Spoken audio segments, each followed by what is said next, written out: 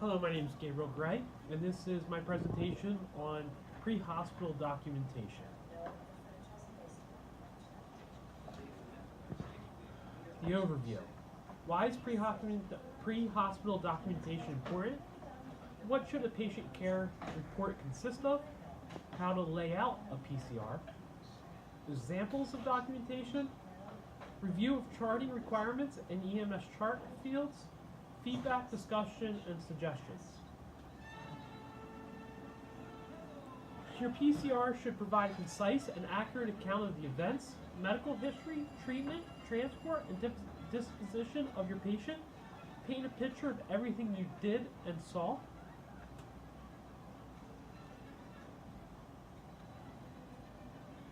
Painting the picture. 7 key areas. Dispatch and pre-arrival. At scene and initial contact, loading and transport, handoff at destination, patient signature, demographics and documents, crew signatures and credentials. The importance of documentation. PCR should include the dispatch times, dispatch information and nature, response codes, scene description, type of location, where patient is located, quality of location, history of present illness versus mechanism of injury. Includes self-medication prior to EMS. The patient's chief complaint should be in the patient's own words. Patient medical history, medications taken, allergies and sensitivities, physical exam for both medical and trauma, disposition, patient movements, destination determination. Importance of documentation. Continued. Treatments. Vitals, assessment, oxygen, splitting, airway management, etc. Changes in patient's condition, good or bad. Notification versus medical commands. Arrival at destination, how PT moved, transfer of care, transferred records, PT belongings, department and bed transferred to, who received the patient, whether it be an RN, a physician, an LPN, and if possible, the name of that person. The do's and don'ts of PCRs. The do's: be concise and give facts. Record times. If not exact, then document that they were approximate.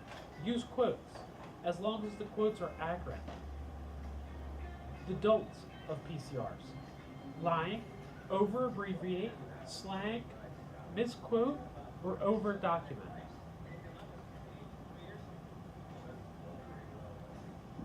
Dispatch information. What were you dispatched for? Notes provided from the fireboard. Response type, where you're responding from, weather conditions.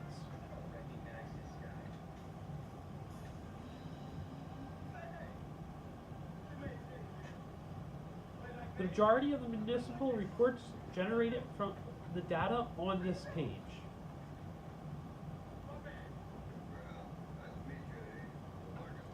Past history. Previous conditions and surgeries or procedures. Medications currently taken. Allergies, medications, food, and or environment.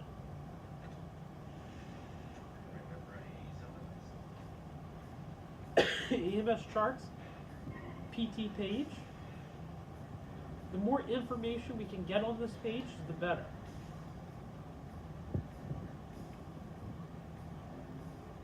Our patient is James Bond. Scene description. Where did you respond? What did you find? What are the conditions of the location? Who was there and where were they? Any pets?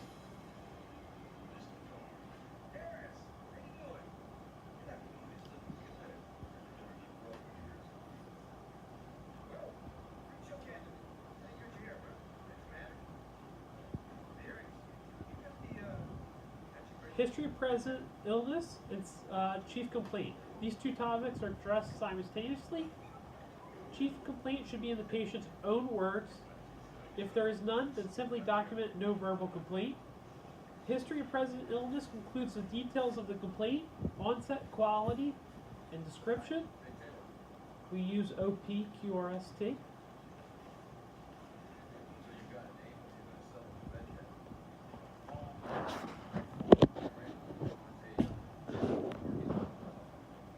Page 2, initial patient acuity and then final acuity, the chief complaint with the duration, history of present illness should be thorough.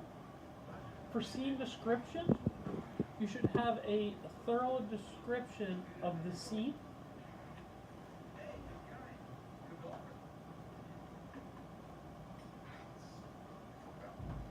Initial assessment screens. Page 3, 4, and 5 are your findings on initial contact with patient. Airway, things that are already in place on your arrival. Stroke, positive Cincinnati score, you should be using the MRACE score. Secondary survey should have a minimum assessment completed for every patient.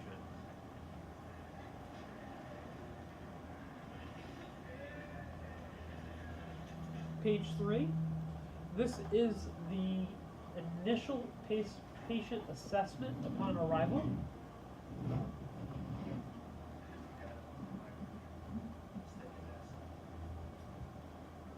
Page 4 is continued with initial patient assessment.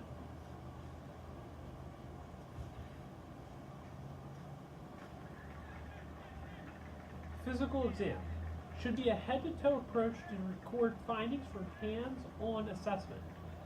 Page 5, secondary assessment, default button gives you a thorough neuro assessment.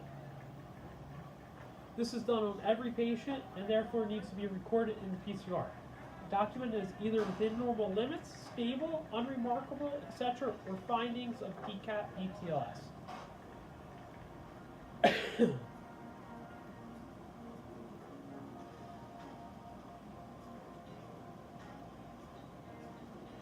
Physical exam.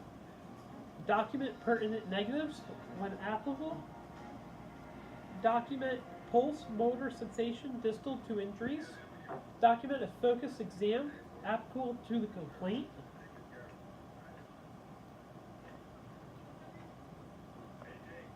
Page 5.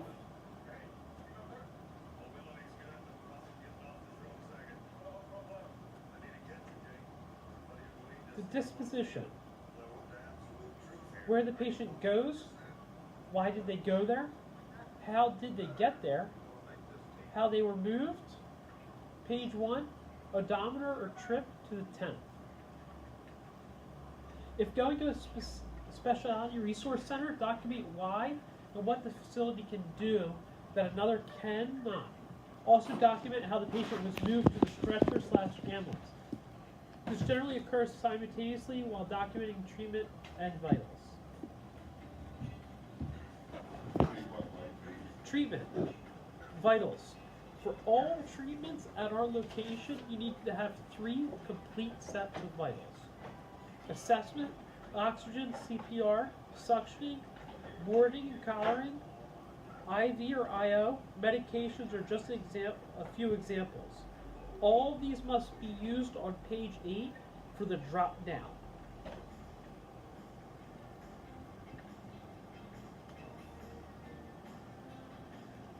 Documenting treatments. A good example is oxygen at 6 liters per minute given by provider. A better example would be patient was placed on oxygen via nasal cannula at 6 liters per minute. PD's condition improved with treatment. Our second good documented treatments is EMT took vitals during transport. A better example would be while en route, vitals were monitored and remained stable. Pain still remained an achy feeling as stated by the patient. Transport occurred without incident. Documenting treatments. Good, took patient to CCH. Better, upon receiving appropriate documentation, transport began to CCH, no lights, no sirens. Patient rested in a comfortable position for duration of transport. The good documentation would be on location with KSP, giving a short report about the patient, walked into PT's room and PT was eating his dinner in his bedroom. Asked patient what was going on. He stated that he was having pain in his chest. Asked him to show me where and show me on his right side around his rib area. It started last night before bed. A better documentation would be arrived to find KSPD with patient who was sitting upright, conscious, alert, and oriented, times 4, eating. Initial contact with patient, BLS assessed, and history of present illness obtained. Physical evaluation performed, and noted pain, right chest/flank area with the onset of last night. 2 charting examples.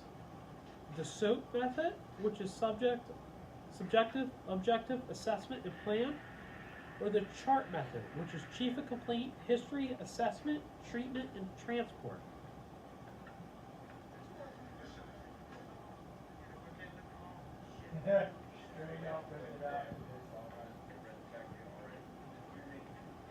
These are common abbreviations that are allowed.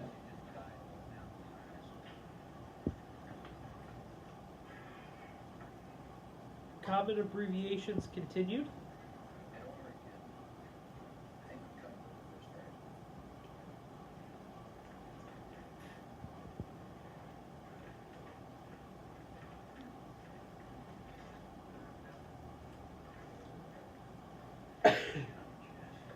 Page 8 is a full report from start to finish. We highly encourage and also require that any action is used with a drop-down box that we explained earlier in the PowerPoint.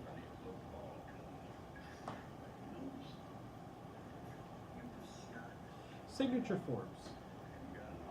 Signature form assigns ability to bill for the claim. Section 1 is patient. Section 2 is authorized representative. Select most appropriate, sign and print. Section 3 is last resort. Must be completely filled out.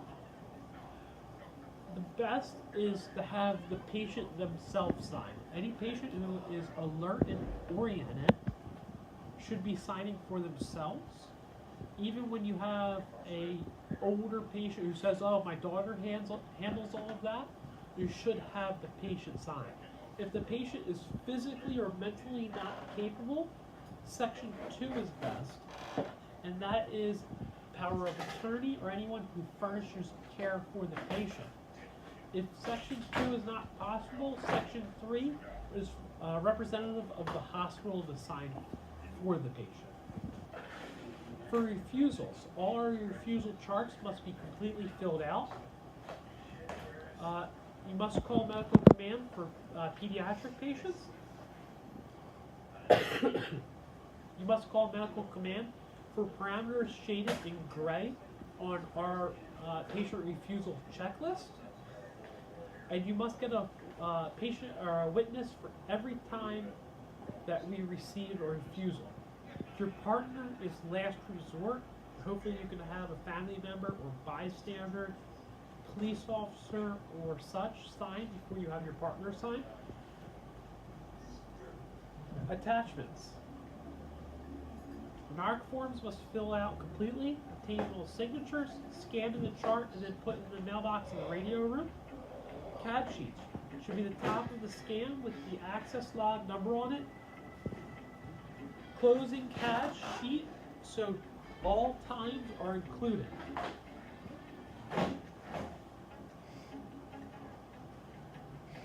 On page 9, when including attachments, you must select a category drop-down, multi-form, EKG, CAD. If not, the billing company does not get sent the form. Example of a CAD sheet with all of the times listed. And here's a properly filled out patient care form. This is obviously a training exercise. We have our patient James Bond with his location of address. We have where we put them up at. History of present illness, pertinent physical exam findings, sets of vitals, your rhythm and your ECG, your treatments, IVs, signature, and the hospital that you took them to. The signature form, we have the patient, James Bond, signing for himself. And if Mr. Bond would have liked to refuse care, we have all our information documented appropriately with the witness signature, the patient, and the provider signing. This is our controlled substance usage form. If Mr. Bond needed fentanyl, we would say how much we gave fentanyl for, what was wasted, the provider's name, the witness or partner, and then medical commands orders if you needed to call them and could not follow protocol.